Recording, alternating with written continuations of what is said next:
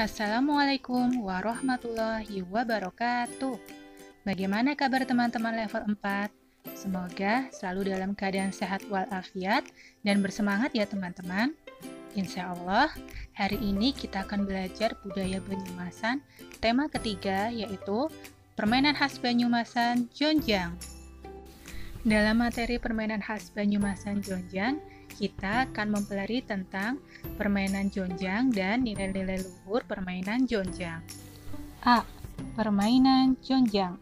Hampir semua anak pernah main jonjang. Apa kalian pernah bermain jonjang? Bagaimana cara bermain permainan jonjang? Ayo bacalah teks permainan jonjang untuk mengetahuinya. Permainan jonjang. Permainan jonjang merupakan permainan tradisional di daerah Purbalingga. Permainan ini dapat dimainkan oleh 2 orang atau lebih. Cara bermain permainan ini sangat mudah, yaitu dengan duduk melingkar dan satu telapak tangan terbuka ke atas. Sebelum memulai, semua pemain melakukan home pimpah terlebih dahulu untuk menentukan pemain yang menjadi penjaga. Pemain yang menjadi penjaga harus menjatuhkan jari telunjuk ke telapak tangan teman satu persatu secara berurutan sambil menyanyikan lagu atau tembang dolanan. Ketika lagu berakhir, pemain yang telapak tangannya terakhir disentuh oleh penjaga akan menjadi penjaga selanjutnya. Begitu seterusnya, hingga setiap pemain sepakat untuk berhenti bermain. Jonjang merupakan bahasa Jawa dialek Banyumasan untuk permainan rakyat. Jonjang biasa dimainkan saat terjadi terang bulan di malam hari. Ada 2 jenis jonjang, yaitu pertama permainan, yang kedua pertandingan. Permainan dilakukan oleh 2 orang atau lebih dalam bentuk tetembangan atau aktivitas tertentu yang dilakukan secara bersama-sama sebagai hiburan. Yang kedua adalah pertandingan. Dilakukan oleh 2 orang atau lebih yang saling berhadapan satu sama lain dan memiliki unsur menang dan kalah. Selain permainan jonjang, ada beberapa permainan tradisional Banyumas lain sebagai berikut. Yang pertama, seliring genting, dan yang kedua, jonjang dogrok. Yang pertama, seliring genting, merupakan salah satu permainan yang dilakukan saat bulan purnama. Permainan ini bercerita tentang seorang pencuri yang berpura-pura mendatangi sebuah rumah untuk meminta api. Pemilik rumah yang curiga mengetahui bahwa orang tersebut berniat mencuri ayam miliknya.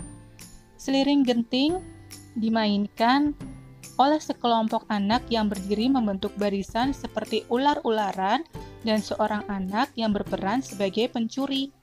Pemain yang berdiri di barisan paling depan akan menjadi pemilik rumah dan berhadapan dengan pencuri. Sedangkan pemain yang ada di barisan paling belakang akan menjadi ayam yang akan dicuri si pencuri.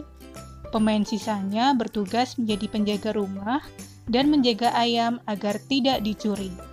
Para penjaga harus pintar mengelak agar pencuri kesulitan menangkap ayam. Yang kedua, jonjang dogrok. Dogrok dalam bahasa Jawa artinya jongkok. Di beberapa daerah, jonjang dogrok disebut juga dengan permainan petak jongkok. Pada permainan ini, dipilih beberapa orang untuk bertugas sebagai masang dan bukan masang.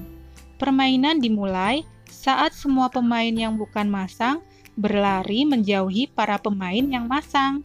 Pemain yang masang harus mengejar pemain yang bukan masang sampai berhasil menepuk pemain yang bukan masang.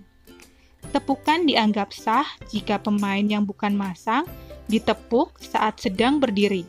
Pemain yang bukan masang dapat dogrok untuk menghindari tepukan pemain masang.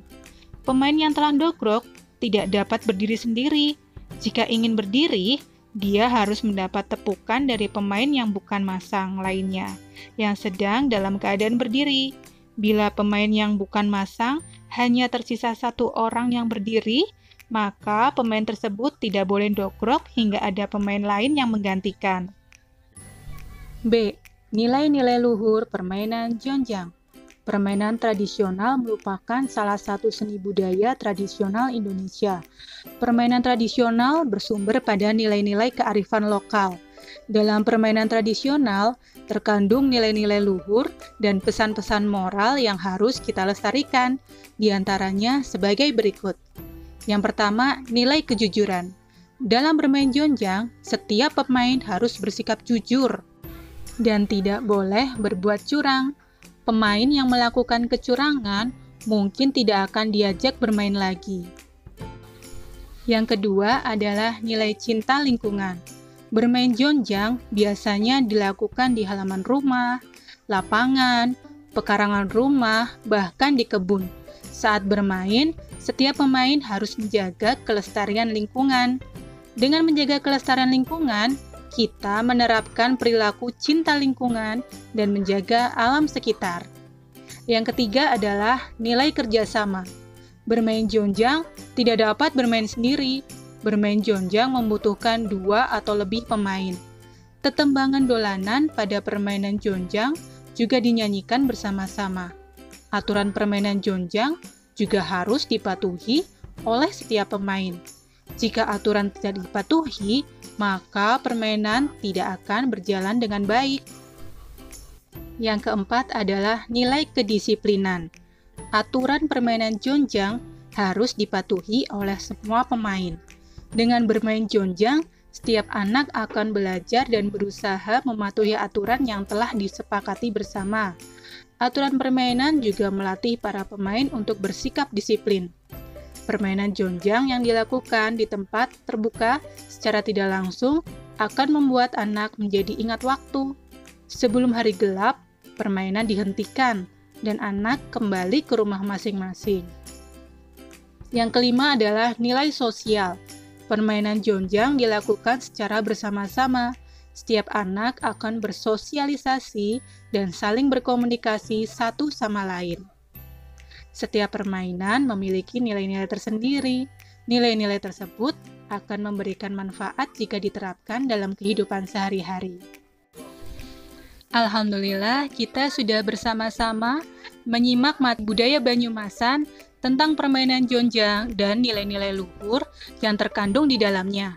Semoga bermanfaat untuk teman-teman semuanya.